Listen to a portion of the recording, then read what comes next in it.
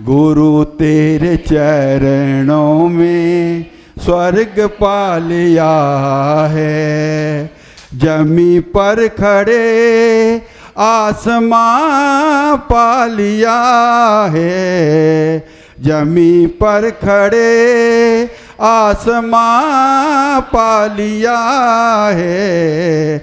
गुरु तेरे चरणों में स्वर्ग पा लिया है, गुरु तेरे चरणों में स्वर्ग पा लिया है। हमें जो न सूझा सुझाया वो तुम मैंने, बना जो न हमें से बनाया वो तुम मैंने। हमें जो न सूझा सुझाया वो तुम मैंने, बना जो न हमें से बनाया वो तुम मैंने। मरुस्थल में हम मैंने चमन पा लिया है, मरुस्थल में हम मैंने चमन पा लिया है। गुरु तेरे चरणों में स्वर्ग पा लिया है। अब प्रवचन का अर्थ होता है कि किसी भी आध्यात्मिकता का अथवा किसी भी ऐसे विषय पर गुरु द्वारा दिया गया व्याख्यान जो हमें धर्म के मार्ग पर ले जाए। हे गुरुदेव, आपकी प्रवचन शैली इतनी सरल और सटीक है कि हम आपकी मधुर वाणी, जो कि अरिजित वाणी के नाम से प्रसिद्ध है, के रूप में हम प्रवचन सुनना चाहेंगे और हम आपसे निवेदन करते हैं कि आप अपना प्रवचन आरंभ करें। नमोस्तु गुरुवर, नमोस्तु गुरुवर, नमोस्तु गुरुवर। ओम नमः सिद्धेभ्यः।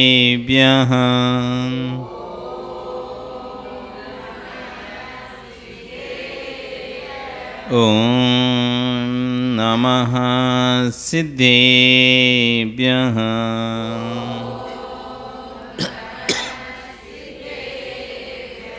ओम नमः सिद्धेभ्यः।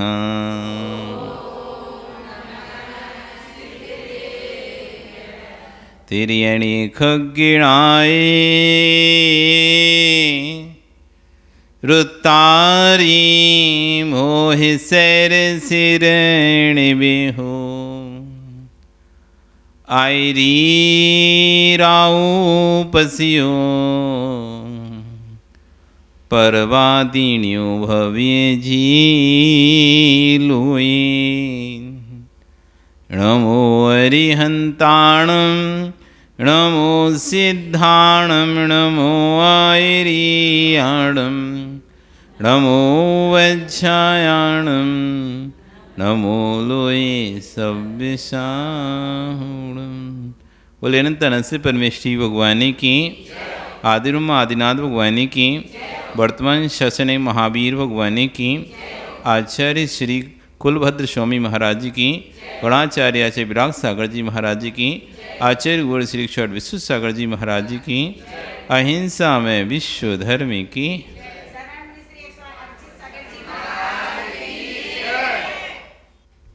बंधु, वर्तमान शासन न्यायिक वर्धमान स्वामी के शासन में तीर्थंकर प्रभु की चरण निश्राम में बैठकर हम सभी जिन दिशना का श्रवण कर रहे हैं। कल यहाँ पर आचार्य भवन एक प्रश्न हमारे सामने रखे थे, क्या हमको विश्वास है कि हमारी आगे की पर्याय देव पर्याय होगी? ये सड़ा गड़ा शरीर, ये दुर्गंध से युक्त हड्डी मांस शीश से भरा हुआ नव बल द्वारों से युक्त शरीर मुझे फिर नहीं मिलेगा, ये विश्वास है क्या? जिन विषयों को हम यहाँ बैठकर सोच पा रहे हैं, बस सोच ही रहे हैं कि कैसे होंगे सीमंदर स्वामी, कैसे लगता होगा समुशरण, कैसे होगा विदेह क्षेत्र, कैसे होते हैं पंचमेरु, कैसा होगा नंदीश्वर द्वीप, कैसा होगा रुचिकवर द्वीप, कैसा होगा कुंडलपुर द्वीप, कैसे होंगे असंख्यात द्वीप समुद्र। जिनकी हम यहाँ बैठ के सिर्फ चर्चा ही करते हैं, क्या उनको आप देख सकेंगे? इतना विश्वास है क्या? ऐसा कोई कार्य कर रहे हैं कि आप अपने जीवन में जिससे आप दृढ़ता से कह सकें इस पर्याय को छोड़कर अगली जो मेरी पर्याय है मेरी उत्कृष्ट पर्याय है। अपने जीवन को नापें। कल यहाँ आचार्य कहते व्यवहारम परिकृतम नारकस्य अवशा। हम बहुत आराम परिग्रह के संग्रह में संचय लगे हैं, हम नरक गति के निकट हैं। हमारी स्थिति उस व्यक्ति के जैसे है। एक व्यक्ति को एक राजा ने बुलाया। व्यक्ति को क्या मतलब, नगर में एक घोषणा की गई कि सुबह से लेकर शाम तक आप जितनी भूमि नाप लोगे वो आपकी। सुबह से लेकर शाम तक जितनी भूमि नाप लो वो आपकी। बस शर्त एक ही है कि जिस पॉइंट से चले हैं शाम को उसी पॉइंट पर वापस आना है आपको। सुबह आप सूर्योदय होते से ही जितनी भूमि लेना ले लो, जितनी आप पैरों से नाप लोगे सारी भूमि आपको दे दी जाएगी। पर शर्त क्या है? वापिस उसी स्थान पर आना पड़ेगा जिस स्थान से प्रारंभ किया है, तब जाके वो पूरा राउंड होगा, तब वहां से वहां तक की भूमि आपकी हो जाए। एक व्यक्ति राजा के पास पहुंचा, मुझे भूमि चाहिए। और भी कई व्यक्ति गए, सब ने अपना हिसाब से राजा से कहा ठीक है नापो जिसको जितनी चाहिए। तो लोग दौड़ रहे हैं। लोगों ने सुबह से पहुंच गए, सूर्योदय का इंतजार कर रहे हैं, रात भर वहीं से बैठे रहे। जैसे ही सूर्योदय होगा वो सबसे पहले पाँव फटेगी और सबसे पहले हम भूमि को नापेंगे, क्योंकि लेट हो गए तो इतना कम मिलेगा ना, समय कम चला रह जाएगा हमारे पास। दिन घंटे हैं 12 ही दिन के, तो और नाप के वापस भी वहीं आना है। तो जितनी ज़्यादा नाप सके तो जितनी जल्दी निकलेंगे, जितना लेट करेंगे हम उतना कम नाप पाएंगे। तो रात भर वहाँ पर लोगों का तांता लगा गया, बैठ गया कि सुबह जैसी पौ फटेगी वो वैसी हम दौड़ेंगे। और जैसी सूर्य की पहली किरण निकली और लोगों ने दौड़ना प्रारंभ कर दिया। क्योंकि पैदल चलेंगे तो बहुत देर लग जाएगी और बहुत कम भूमि मिलेगी। जब भूमि मिल ही रही है तो अलग अलग दिशाओं में लोग भाग गए, दौड़ने लगे, यहाँ की भूमि मैं लूँगा, यहाँ की भूमि मैं लूँगा। और एक व्यक्ति और भागना प्रारंभ करता है। इतनी तेज भागता है, जितनी अधिक जल्दी ज़्यादा कवर करूँगा उतनी भूमि मेरी होगी। और भागते उसे दोपहर का 12 बज जाता है। अब वो सोचता है अब वापस चलना चाहिए, अब मुझे रिटर्न होना चाहिए। पर तभी उसे सामने एक बाउंड्री वाल दिखाई देती है। वो सोचता है एक काम करते हैं, बाउंड्री वाल तक तो नाप ही ले रहे, एक सीमा पता चल जाए ना अपनी यहाँ तक है ज़मीन, 1 किलोमीटर तो और होगी थोड़ी सी आगे चल के। और फिर से इसी लोभ में फिर से और भागना प्रारंभ करता है। उसके बाउंड्री कोई चीज़ बहुत पास में दिखती है, लेकिन जब जाओ तो तब समझ आते दूर है। जैसे कभी किसी खेत से आप किसी हाईवे को देखो, खेत के एक साइड आप रहो और दूसरी साइड हाईवे हो, दूर से आपको हाईवे दिख रहा, अरे बोरा हाईवे, बस ही तो सामने दे। जैसे भी सर चलते ना अपन, जिस रास्ते से हम आए थे उसके अपोजिट में हाईवे दिखाई देता है, बोरा महाराज जी हाईवे पास में है, यही पास में है। लेकिन जब चलोगे तब पता चलेगा 1-1.5 किलोमीटर है वो। कम से कम इस रोड से लेके वो रोड 1.5-2 किलोमीटर बढ़ती है बीच में। लेकिन कैसा, वो तो रहा हाईवे, वो गाड़ियाँ चल रही दिखाई तो दे रही हैं, यही तो है हाईवे। लेकिन उस पर पहुँचने का जो रास्ता है वो लंबा रहता है। तो उसका बस वो दिख रही है, वो बाउंड्री तक अपन चलते हैं, जैसे अपनी सीमा हो जाएगी, अपने इतना नाप लिया पर्याप्त है, अब तो थोड़ा सा और वो बाउंड्री और थोड़ा करके वो बाउंड्री तक पहुंच गया। आधा घंटा और दौड़ लिया उसने, 12:30 बजा। रिटर्न होने की सोच ही रहा था, तभी उसे एक बाउंड्री और दिखाई दे गई।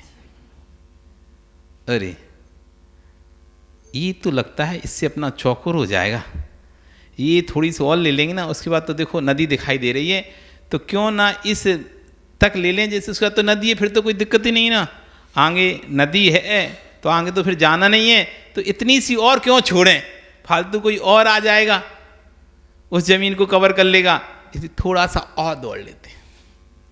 और दौड़ते दौड़ते उस बाउंड्री के किनारे पहुंच गया। अब सोचता है दौड़ना वापस होना चाहिए, और जैसे ही वापस होने का सोचता है तभी देखता है कि थोड़ी सी जगह और रह गई थी, बाउंड्री पहले से लगी हुई थी, बाउंड्री के बाद थोड़ी सी जगह बाद फिर नदी आने वाली थी। तो सोचता है कि ये थोड़ी सी और क्यों छोड़ें, इतनी सी और कर लें कवर, इतनी सी और कवर कर लें, और उतनी सी कवर किया। अब उसको 2 बज गया। अब सोचता है रिटर्न हो, अब वो वापस भागना चाहता है, लेकिन शरीर जवाब दे चुका है। सुबह से भूखा प्यासा, ना पानी पिया ना खाना खाया, बस दौड़ना दौड़ना दौड़ना दौड़ना दौड़ना दौड़ना लगा हुआ था। अब जब रिटर्न होने की बारी आई, अब उसका शरीर थक कर चूर हो चुका है। अब वो दौड़ना चाहता है, लेकिन पैर ही काम नहीं कर रहे, दौड़ना चाहता है, हाथ पैर ही नहीं चल रहे, थोड़ी दूर दौड़ता है, वो थक कर गिर जाता है। अब सरक सरक कर दौड़ रहा है, सरक सरक कर आगे बढ़ रहा है, धीरे धीरे आगे बढ़ रहा है, पैदल पैदल आ रहा है, लगड़ा लगड़ा के आगे बढ़ रहा है। देखता है बस कुछ समय बाद मंजिल आने वाली है, लेकिन शरीर पूरी तरह से जवाब दे चुका है। मंजिल सामने है, लेकिन वो वहीं गिर जाता है। अब उठने की भी हिम्मत नहीं है। वही स्थिति हमारी है। अब जीवन के जब से होश संभालते हैं, ये हमारा सूर्योदय हो गया, जब से होश संभाला तब से हाय पैसा हाय पैसा हाय पैसा, और कमा लूँ, थोड़ा और कमा लूँ, थोड़ा और कमा लूँ। अभी तो 30 साल निकले हैं, अभी तो 40 साल ही निकले हैं, अभी तो 50 साल ही निकले हैं, अभी तो 60 साल ही निकले हैं, थोड़ा सा और 70 साल तक कमा लूँ। अरे एक काम कर दो, 75 साल तक और कमा लूँ, थोड़ा और थोड़ा और थोड़ा और थोड़ा व्यापार और कर लूँ। पन्नालाल जी करते हुए व्यापार नहीं करते? कितनी उम्र हो गई आपकी? 76। 75 प्लस हो गया, 76 साल के हो गए, थोड़ा सा 80 तक कर लूँ बस महाराज, 4 साल और कवर कर लूँ। इतना मतलब मन में कैसा आता है, अभी कितना हो गया, 72 हो गए, एक काम कर, राउंड फिगर लाना ना, तो कैसे सोचते हैं 75 तक कर लेंगे। अब 75 निकल गया, 76वां, अरे अब 75 तो निकल ही गया, अभी काम करते 80 के बाद फिर संन्यास ले लेंगे। कोई सोच रहा है मैं ये कर लूँ फिर संन्यास ले लूँगा, वो कर लूँ वो संन्यास ले लूँ। पहले सोच रहे थे संतान बड़ी हो जाएंगी, मैं तो उनको कारोबार समझा लूँगा और निकल जाऊँगा। संतान बड़ी हो गई, फिर सोचा कि अरे संतान की शादी हो जाएगी, उनको जिम्मेदारी देकर शादी कर दूँ, वो एक जिम्मेदारी है शादी की। भैया ठीक है, शादी की जिम्मेदारी भी हो गई पूरी। फिर सोचते हैं एक अभी तो बच्चे को व्यापार लगाया, अभी तो शादी हुई है, थोड़ा सेटल हो जाने दो। उसको सेटल चक्कर में एक पोता हो गया। अब पोता हो गया तो पोता के साथ खेलने का मन होता है। अब सोचते हैं जब तक थोड़ा अभी पोता थोड़ा छोटा है, जब तक स्कूल नहीं जाता है, तब के साथ खेल लो, फिर चलेंगे अपन। अब जैसे ही पोता स्कूल जाने लगा तो फिर लगता है कि पोते की शादी और दिख जाए, पोते की शादी और बजाए, पौत्र वधू बोलते ना, क्या बोलते हैं, पौत्र वधू और आ जाए, उससे और दिख जाए। सो वो भी आ गई। अब सोच रहे हैं चलो चलते हैं, फिर सोचते हैं कुछ दिन और रुकते हैं, देखते हैं हाथ पैर काम कर रहे नहीं कर रहे, फिर चलते हैं। कुछ दिन और रुक गए, अब लग रहा है चलें, और जब तक चलने का सोचा तबीयत खराब हो गई। हो गया कल्याण, हो गया कल्याण। सेम स्थिति हमारी है, लालच में, परिग्रह में, राग में दौड़ते चले जाएं, बेहताशा। ना तो खाने की चिंता है, ना पीने की चिंता है, ना ओढ़ने सोने की चिंता है, ना घर परिवार की चिंता, बस पैसे पैसा, पैसे के राग में सब कुछ भूल गए। सुबह से लेके शाम को पहुंच जाते हैं सुबह से दुकान पर। अब ग्राहकी तेज होती ना, फिर तो खुद दिन ना तो खाने की चिंता होती। प्रकाश, उस दिन खाना खाते हो क्या जब ज़्यादा सीजन चलता है? उस दिन तो सुबह से गए, शाम को फिर टिफिन आ गया तो शाम को खा लिया, नहीं तो वो भी रखा रखा ठंडा पड़ जाता है। वो खाया तो कैसा, वो झेर करके खाना खाया, बन गया था सुबह 10 बजे और वो खाया तुमने शाम को 5 बजे, बन गया था सुबह 1 बजे और तुम रात को 8 बजे। अब समय मिला ही नहीं खाने को, पूरा ठंडा हो गया बिल्कुल खाना, वो जहर हो गया, उसमें कोई पौष्टिकता ही नहीं बची। अब वो तुम खा रहे हो, कैसे खा रहे हो? पराठे हैं, एक सब्जी है, नमक मिर्ची, बस उनको लगा कर जल्दी जल्दी, वो भी बात करते करते इधर उधर देखते हुए, वो भी पता नहीं चला क्या खा गए क्या नहीं खा गए, जल्दी जल्दी वो भी खा गए। स्थिति क्या है? कमा किसके लिए रहे हो? 2 समय शांति से बैठकर भोजन नहीं कर पा रहे, फिर कमा किसके लिए रहे हो? एक फल नहीं खा पा रहे तुम अपने लिए, एक फ्रूट्स नहीं खा पा रहे अपने स्वास्थ्य के लिए, एक ड्राई फ्रूट्स नहीं खा पा रहे तुम अपने स्वास्थ्य के लिए, बस 2 रोटी, एक सब्जी, दाल, बस नमक मिर्ची खा के हो जाता है पूरा दिन। उसमें पूरा दिन निकाल देते हो। एक जूस नहीं है तुम्हारे भोजन में, कोई पौष्टिक सामग्री नहीं तुम्हारे भोजन में, कुछ भी नहीं है। कमा किसके लिए रहे हो? अपने लिए नहीं कमा रहे क्या? अपने लिए नहीं कमा रहे क्या? क्या अनिल, क्या क्या खाते हो खाने में? कितने फल खाते हो? कितना जूस पीते हो? कितने ड्राई फ्रूट्स खाते हो? एक आध दिन कभी खा लिया तो खा लिया, नहीं तो रोज का रूटीन में तो वही है। पता चला कि बासी रोटी चाय के साथ डोब डोब के खा रहे हैं। कल की रोटी जो बच गई थी अब क्या ना, पहले तो गाय थी तो गायों को खिला देते, अब गाय रह नहीं है तो तुम्हें सीधी सादी गाय हो। अगले दिन वे रोटी ना रख दी तो वे बाबूजी ऐसे रोटी को गोल मटोल किए और तोड़ तोड़ के नाश्ता चल रहा है। क्या भैया, चाय नाश्ता कर। अच्छी गाय बनाए थे। क्या ही कमा रहे हो आप? कभी विचार करो, कभी सोचो कि हम इतना संचय कर रहे हैं, उस संचय का हम उपयोग कर कहां रहे हैं? जब स्वस्थ शरीर ही नहीं रहेगा तो धन का करोगे क्या? जब शरीर ही स्वस्थ नहीं रहेगा, शरीर ही बीमारियों का घर बन जाएगा। पैसे कमाने के राग में ना सुबह देखा, ना शाम देखा, ना भोजन देखा, ना समय देखा। रात को 10 बजे खा रहे हो, खा के सो गए हो, वो भोजन ना पच रहा है, ना कुछ हो रहा है, वो अंदर अंदर सड़ रहा है, गैस बन गई, एसिडिटी हो गई, पेट की बीमारी हो गई, पेट साफ नहीं होता, पेट दर्द रहता है, सिर दर्द होता है, 24 घंटे आलस भरा रहता है।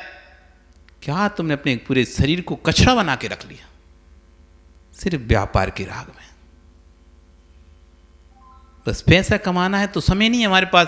कब हम व्यायाम करें, कब हम घूमने जाएं, कब भगवान की भक्ति करें, पूजा करें, कोई कुछ करने नहीं है। बस सो के उठे, जल्दी से नहाया धोया, नाश्ता दो, उठाई चाबी और चले गए व्यापार पे। फिर सीधे रात को आ रहे हो, दुकान पे टिफिन आ गया, सो खा लिया, नहीं आया घर पे भी आए तो साथ में मोबाइल कान में घुसेर के रखें इधर ही, वो खाते जा रहे हो, बात करते जाए, हाँ इतने रुपए किलो दे दो उसको, हाँ दे दो 50 में दे दो। मतलब भोजन में भी ध्यान नहीं। भाभी घर भी आए हैं भोजन करने, तब भी यही दिख रहा है कि दुकानदारी पे ग्राहक हम छोड़ के आए थे, वो ग्राहक चला ना जाए। एक पल की भी शांति नहीं है, एक क्षण की भी शांति नहीं है। इस व्यवहारम परिग्रह को जो संचय कर रहे हो ना तुम, एक तो इधर इस वर्तमान पर्याय को खराब कर रहे हो और आगे वाली भविष्य की पर्याय को भी नष्ट कर रहे हो। ना तो वर्तमान पर्याय को अच्छे से जी पा रहे हो, ना तो वर्तमान पर्याय में जी पा रहे हो, और ना भविष्य की पर्याय अच्छी कर पा रहे हो। इसलिए कहते हैं कम से कम कमा रहे हो, आचार्य ने कहा नीति न्याय से धन का व्यय करना चाहिए। जो पैसा हम कमाते हैं उसका 25% स्वयं के ऊपर खर्चा करना चाहिए,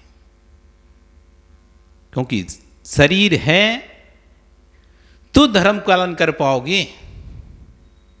शरीर से स्वस्थ होगे तो धर्म का पालन कर पाओगे, शरीर से स्वस्थ होगे तो गुरुओं की सेवा कर पाओगे। तुम खुद ही बीमार पड़े हो, तुम क्या दूसरी वही वित्ती करोगे? तुम्हें खुद वही वित्ती की जरूरत पड़ती है।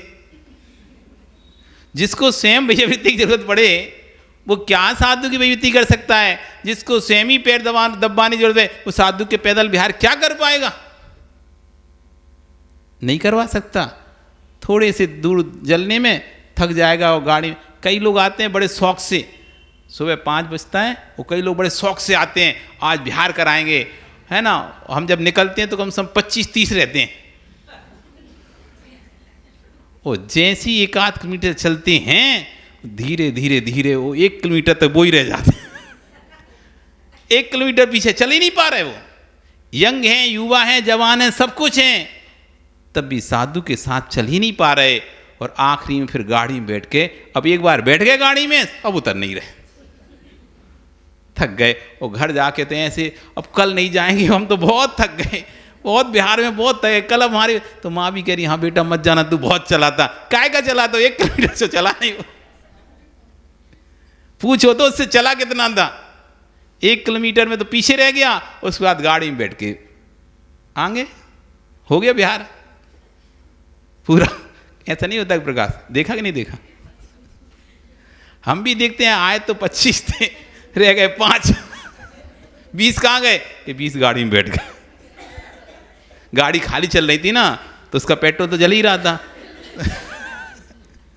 गाड़ी खाली चल रही थी, उसका पेट्रोल जल ही रहा था, तो कोई मतलब ही नहीं था, इसलिए बैठ गए।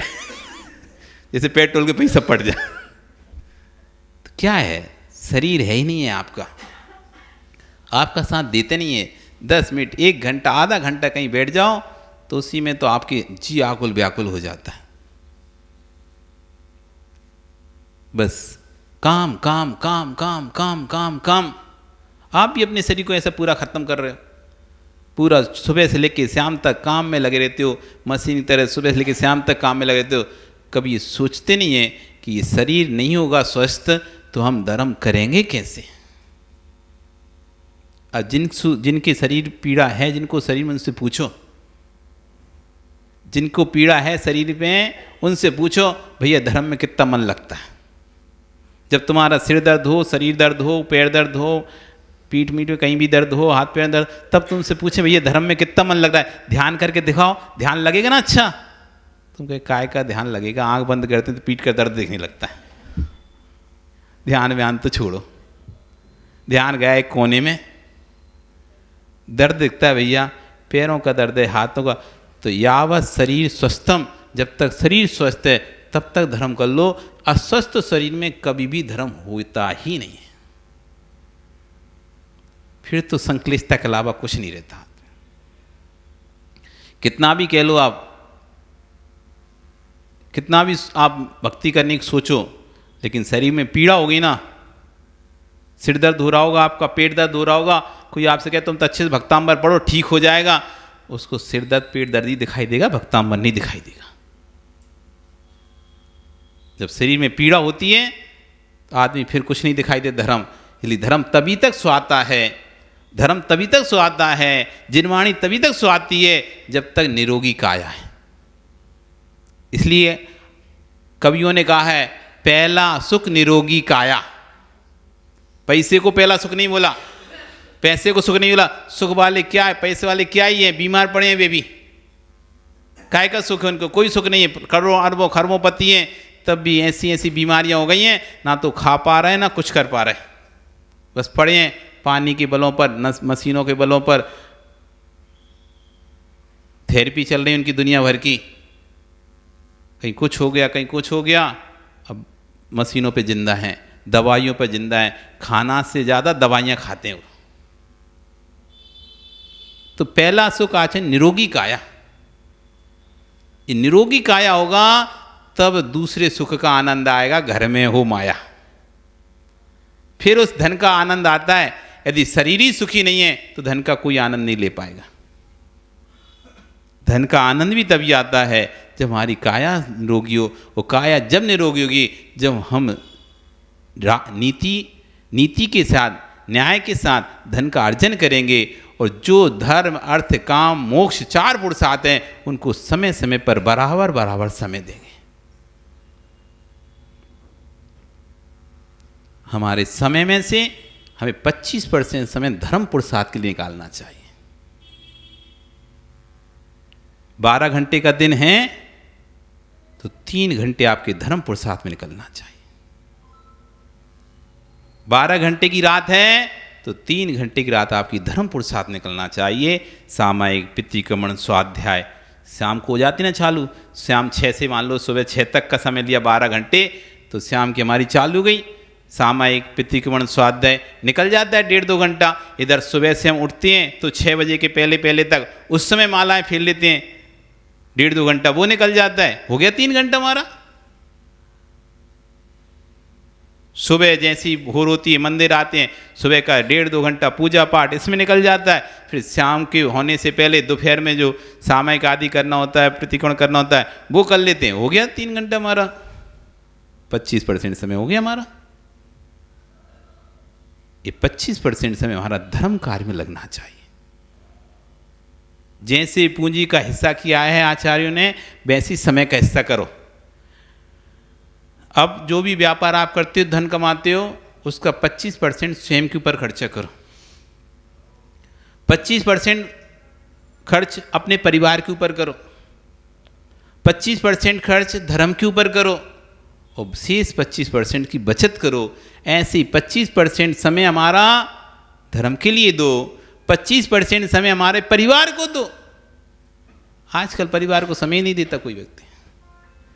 बच्चे कब उठते हैं, स्कूल चले जाते हैं, वो सोता ही रहता है पिता, और जब बच्चे आते हैं और सो जाते हैं तो पिता आता है, सो मिलते नहीं कि बच्चों को मुँह ही नहीं देख पाते, बातें नहीं कर पाते। कि जब पिता उठता है जब तक बच्चे जा चुके होते हैं, और जब तक पिता आता है जब तक बच्चे सो चुके होते हैं। आने का समय 10 बजे का और जाने का समय पिता को उठने का समय भी 10 बजे का, सो सा के तो कहाँ देखें, बच्चे तो 7-8 बजे चले गए स्कूल। तो कह रहे हैं इसलिए 25% समय अपने परिवार को देना चाहिए। जिनके घरों में लड़ाई झगड़े हो रहे हैं उसका एक मूल कारण है वो व्यक्ति अपने परिवार को समय नहीं दे रहा है। सुबह से लेकर शाम तक ये काम करती हैं, टेंशन से दिमाग से भरा रहता है। अब ये चाहती हैं कि हमारी कोई बात सुनने हो, कोई हमारी बात सुने। जो भर गया दिमाग से, अब तुम्हारे पास समय है ही नहीं है बात सुनने का। तुम आए घर में और आकर तुमने खाता लेके बैठ गए, हिसाब किताब लेट के बैठ गए, खाना खाया और हिसाब किताब लेके बैठ गए, और हिसाब किताब बंद किया, सो गए। अभी किसको सुनाए? सुबह से लेके शाम तक जो दिमाग में भरा था किसको सुनाए? नहीं सुनाए। सुबह चिड़चिड़ा हो गया, और चिड़चिड़ा व्यक्ति तो लड़ाई झगड़ा करते ही फिर तो। और जहां तुमने उनकी पूरी बात सुन ली, खाली हो गया, दिमाग ठंडा हो गया। कोई व्यक्ति कितना भी गुस्से में हो, आप उसकी शांति से सुन लो। आधा घंटा चिल्लाएगा, 1 घंटा चिल्लाएगा, उसके बाद जब वो ठंडा हो जाएगा ना, तो आप उसका फिर व्यवहार अलग हो जाएगा। गुस्से में तुम भी गुस्सा करोगे तो और डबल गुस्सा हो जाएगा। यदि उसका गुस्सा शांत करना है, कुछ नहीं, कोई गुस्से में तुम शांति से उसकी सुन लो, निकल जाने दो, निकाल लेने दो, भड़ास से निकाल लेने दो। खराब खून निकल जाएगा, फोड़ा अपने आप ठीक हो जाएगा। फोड़ा हुआ है तो वो दर्द भी देगा, बास भी देगा, पीप भी निकलेगी, उसमें से रक्त भी निकलेगा। थोड़ा धैर्य रखो, दर्द जरूर होगा, निकल जाने दो, निकल जाने दो, निकल जाने दो। जैसे ही सड़ा खून निकलेगा, खराब खून निकलेगा, पस जो पड़ी थी वो निकल जाएगी। अब फिर देखो, फोड़े को सूखने से कोई नहीं रोक पाएगा। फिर समय दो, इसलिए अपने परिवार को समय दो, घर को समय दो। बस पैसा मत कमाओ। पैसा क्या करोगे ले जाकर, जब परिवार का सदस्य तुम्हारा अपना नहीं रह जाएगा तो। तुम इधर पैसे कमाने में लगे रहे, अब तुमसे प्यार नहीं मिल रहा था तो दूसरी जगह से मिलने लग गया, अब तुम गए काम से, तुम कमाते रहो पैसा। अब सामने वाले ने अपना दूसरा स्रोत सुन लिया और दूसरे दिमाग लगा लिया दूसरी जगह से। क्या ही पैसा कमा रहे हो? क्या ही पैसा कमा रहे हो, कितना कमाओगे? फिर तुम कह रहे अरे मेरे साथ धोखा हुआ, मेरे साथ ऐसा हो गया, मुझे धोखा दिया गया। अब क्या धोखा दिया? तुमने तो ध्यान ही नहीं दिया था। जब सामने वाला व्यक्ति तुम्हारा ध्यान चाह रहा था, जब तुम्हारा ध्यान तो पैसे में लगा था, अब कमा लो पैसा। जब पूरा घर बर्बाद हो गया, जब घर नष्ट हो गया, अब रो रहे उस पैसे के लिए। क्या करोगे इस पैसे का? जिस बेटे के लिए पैसा जोड़ रहे थे, तुमने ध्यान नहीं दिया, वो बेटा गलत राह पर निकल गया। उस समय ध्यान दे लेते तो बेटा गलत राह पर नहीं जाता, पर उस समय पैसे में इधर उधर में ध्यान लगा रहा, ध्यान नहीं दे पाए। अब कमा लो पैसा, कितना कमाओगे? अब पैसे की कीमत है। पूत कपूत तो का धन संचय, और पूत सपूत तो फिर का धन संचय। सपूत होता तो धन संचय करने की जरूरत नहीं पड़ती, वो खुद ही कमा कर तुम्हें करोड़ों दे देता। वो कपूत निकलेगा, धन संचय कर भी लो करोड़ों का, तो क्या सब मिटा देगा। धन तो मिटाएगा ही मिटाएगा, वो बनी बनाई इज्जत भी मिटा देगा। धन मिटे तो कोई दुख नहीं होता व्यक्ति को, धन मिटे तो दुख नहीं होता, लेकिन जो बरसों से उसने इज्जत तैयार की है, जब वो मिटती है ना, तो ऐसा लगता है जैसे शरीर पर कुछ नहीं, वज्र का प्रहार कर दिया। आदमी धन का धक्का सहन कर लेता है, सोचता है फिर से कमा लूंगा, लेकिन जो इज्जत है एक बार जाती है ना, फिर नहीं आ पाती। गई सो गई, गई सो गई। अब तुम कितनी भी कमा लो, जब भी हमें पता है तुम पहले कैसे थे, क्या हुआ था, अब वो बात रही नहीं गई। इसलिए धन के पीछे मत जाओ। अच्छा नहीं करो, परिवार का भी ध्यान रखो, परिवार का भी ध्यान रखो। हमारा धर्म एक तरफा नहीं है कि आपको पूरे पूरे समय यहाँ बैठने के लिए कहेगा मंदिर में आके बैठो। पूरे समय मंदिर में बैठने के लिए नहीं कह रहा, पूरे समय मंदिर बैठो, घर में तो बंटा धार हो जाएगा तुम्हारा। पूरे समय मंदिर में बैठे रहोगे तो घर का तो बंटा धार हो जाएगा। कमाएगा कैसे? ये कैसे करो, वैसे करोगे। इसलिए समय निश्चित किया है, आप अपने दिन के 4 भाग करो, रात्रि के 4 भाग करो। दिन में से 1 भाग दो 3 घंटे का, और रात्रि में से 1 भाग दो 3 घंटे का। ये 6 घंटे का धर्म तुम्हारा होगा 24 घंटे में 25%। पर्याप्त है, इतना पर्याप्त है। अपने समय में से इतना दो, पर्याप्त है। सुबह भी 3 घंटे दे दो, और शाम को भी 3 घंटे दे दो। 4 पैर वो हैं, 1 पैर इधर दे दो, और 4 पैर दिन के हैं, उनमें से 1 पैर इधर दे दो। बहुत बढ़िया काम हो जाएगा आपका। बैलेंस बना के, संतुलन बना के चलोगे तो कभी भी घर में ना लड़ाई होगा ना झगड़ा होगा। हमें संतुलन बनाना नहीं आता, हम असंतुलित जीवन जीते हैं और असंतुलन में रहते हैं। कभी हमें बैलेंस आता ही नहीं है, और जहाँ बैलेंस बिगड़ेगा तो सुताई आती, इधर बैलेंस है तो इधर की चीज़ इधर गिरेंगी, और इधर बैलेंस बढ़ा तो इधर की चीज़ इधर गिरेंगी। और बैलेंस से चलेंगे हम बना के, तो दोनों ही जगह की चीज़ व्यवस्थित रहेंगी। परिवार को एक समय दो, 25% समय परिवार को दो। आप देखना आपके घर में हमेशा सुख समृद्धि रहेगी, खुशहाली रहेगी। आपको पता चलेगा घर का कौन सदस्य कहाँ जा रहा है, क्या कर रहा है, किससे बात कर रहा है, किससे नहीं कर रहा, किधर क्या हो रहा है, तुम्हें पूरा ज्ञान हो जाएगा। 25% समय तुमने जैसे अपने घर को दिया था, और जब आप घर में अपना 25% समय देंगे, घर के लोगों को भी डर रहेगा, नहीं पापा ध्यान रखते हैं घर में, कुछ गड़बड़ नहीं होना, माँ ध्यान रखती घर में, कुछ गड़बड़ नहीं होना। जब पिता ही ध्यान ने, हाँ बेटा बोलते अरे वो कोई पता नहीं चलेगा उनको, तो वो तो वैसे ही घर में नहीं आते, सुबह जाते हैं तो शाम को आते हैं। माँ वो भी उनको कोई मतलब नहीं रहता, वो भी किटी पार्टी में जाती तो आती ही नहीं ऐटा। फिर अब मर्जी जो मर्जी करना है सो करो। मतलब डर ही नहीं है ना, डर कहाँ रह गया? उनको पता है कि तुम्हारा शेड्यूल इस तरह का है, तुम्हें को पूछने की फुर्सत नहीं, तो फिर क्या ध्यान दोगे? यही नहीं पता चलता कि बच्चे ने कल क्या पहना था कपड़ा और आज कौन सा कपड़ा पहना है। तुमसे पूछ लिया जाए तो तुम खुद नहीं बताओ यार मुझे क्या पता क्या पहना था, तुम्हें तो कुछ पता ही नहीं ना उसके बारे में। उसके कौन दोस्त हैं, कौन मित्र हैं, कौन यार हैं, कौन कैसे बात कर रहा है, कहाँ नहीं कर रहा, कुछ भी हमें बहानी नहीं है, कुछ पता नहीं। जब घटना घट जाती हैं तब कहते ओह हमें पता ही नहीं चला कब हो गया ऐसा, हम ध्यान ही नहीं दी कब हो गया ऐसा। तो कहाँ से ध्यान दे के व्यवहारम परिगतो नार, तुम अपनी नरक पर्याय को तैयार कर रहे हो, तुम्हें कहाँ फुर्सत मिलेगी अपनी नरक पर्याय से। और इतनी मेहनत कर रहे हो आप नरक में जाने के लिए, तो कहाँ ध्यान दे पाओगे। करो करो, खूब मेहनत करो, दिल लगा के मेहनत करो। जितना ज़्यादा मेहनत करोगे ना अच्छे से, उतना बढ़िया वाला नरक मिलेगा तुम्हें, नीचे नीचे का। हाँ, उतनी बड़ी बड़ी आयु मिलेगी। चाहिए नहीं चाहिए क्या? नहीं चाहिए क्या? अच्छा नरक नहीं चाहिए? नीचे का बड़ा बड़ा नरक है, ज़्यादा ज़्यादा आयु वाला नरक है, ज़्यादा ज़्यादा दुखों वाला नरक है। जितना ज़्यादा एकाग्रता से करोगे, जितना ज़्यादा संग्रह में लगोगे, तो उतना अच्छा वाला नरक मिलेगा। नाम भी उनके बढ़िया हैं, रत्न प्रभा, सरकरा प्रभा, बालुका प्रभा। नाम भी तो देखो कितने सुंदर सुंदर नरक मिलेंगे आपको।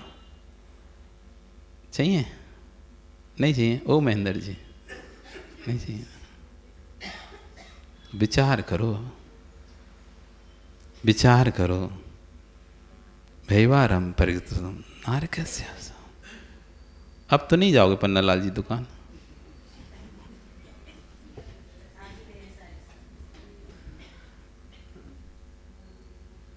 अब तो हम तो कभऊ न निज घर आए, पर घर फिरत बहुत दिन बीते, काल अनेक भ्रमाए।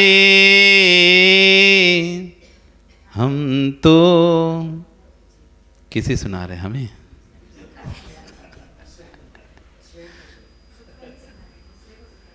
किसे सुना रहे? कब तक सुनाओगे स्वयं को? कब तक समझाओगे? कब समझेगा ये जिया?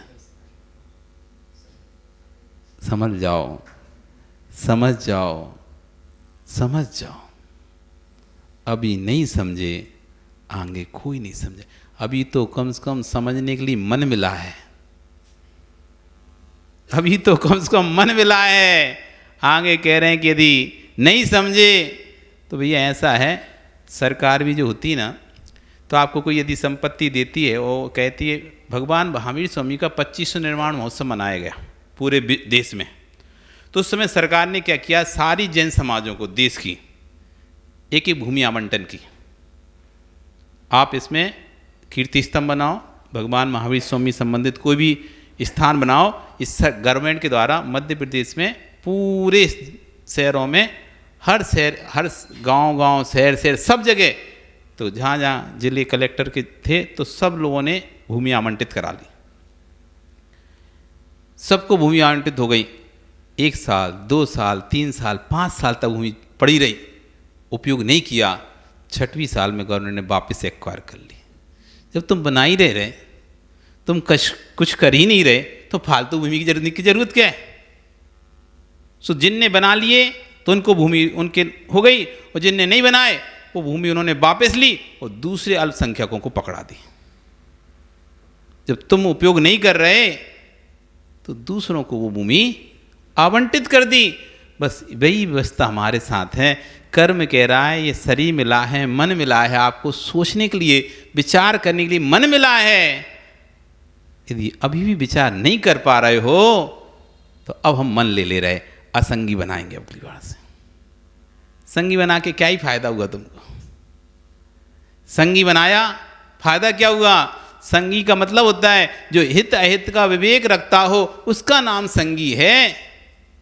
जिसे ये पता हो मेरा हित किसमें है, मेरा हित किसमें नहीं है, ये ज्ञान जिसको होता है उसका नाम संगी है। और आपको हमने मन बन दिया, संगी बनाया, पर आप तो पूरे समय विवेक ही नहीं कर पाए, अपनी आयु पर्यंत के निर्णय नहीं कर पाए कि मेरा हित है किसमें। आखिर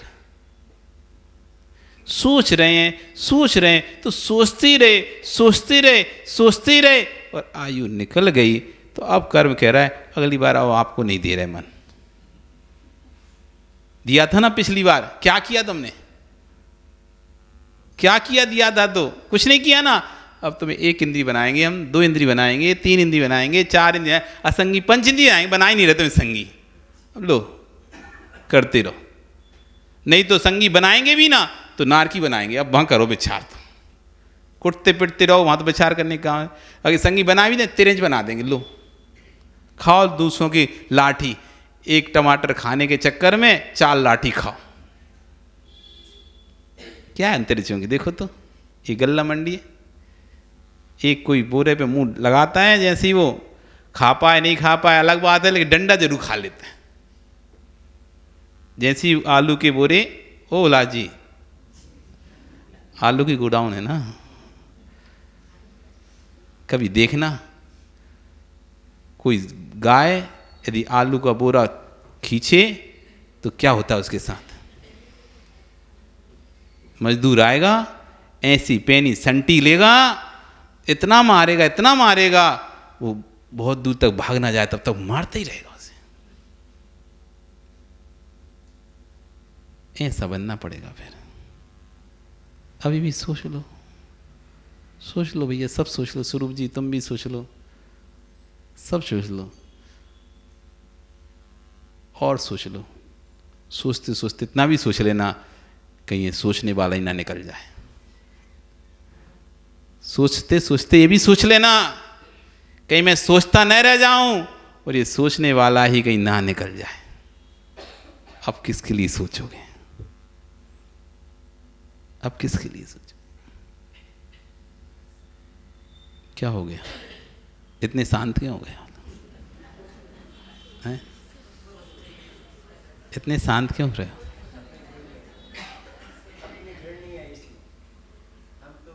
सोच लो, अभी भी कुछ नहीं बिगड़ा। हैं हम अभी है यहाँ पे, हैं अभी यहाँ पे, अभी हम हैं। सोच लो, हो सकता है कोई निर्णय पे पहुंच जाओ, हो सकता है कोई निर्णय पे पहुंच जाओ और अभी भी नहीं सोच पाए और निर्णय पर नहीं पहुंच पाए। अब कोई नहीं आ रहा तुम्हें 6वें काल से बचाने के लिए, पक्का। नरक में जाने से अथवा 6वें काल में जाने से अब कोई भी तुम्हें रोकने वाला नहीं है। आपका समय हो गया, अब सोच लेना, कल फिर आओगे, सोच के आना है ना। पर्याय रहेगी, फिर चर्चा करेंगे। बोली भगवान महावीर स्वामी की